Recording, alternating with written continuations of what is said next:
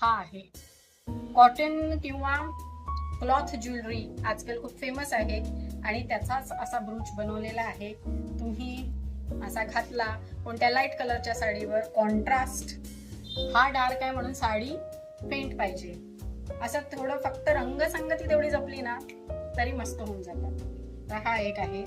मग आहे हा, ही ऍक्च्युली साडी पिन आहे जी माझी मैत्रीण दीपाली माथने हिने मला दिली होती. पण नॉर्मल गोष्टी करणं कधीच शक्य नाही मला, मी कधी केल्या नाही. मग मी काय करते, ब्रूच. बरोबर गेस केलं. तर हा एक मी ब्रूच म्हणून वापरते. मग आहे हा, अशाच एका एक्झिबिशन मधनं घेतलेला आहे, इन्स्टंट छान.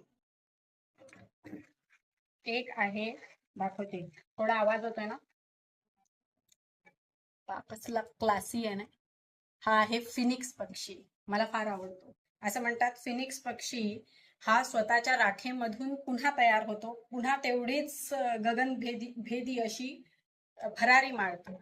तर फिनिक्स पक्षी तोही छान दिसतो, असा कुठेही कसाही घातला तरी मस्त सॉर्टेड.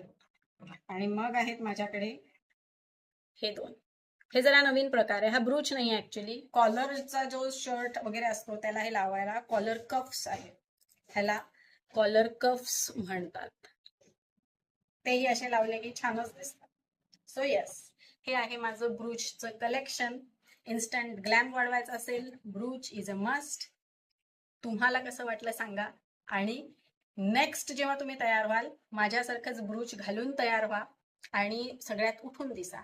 कारण छान दिसायला वयाची मर्यादा बंधन नसतं.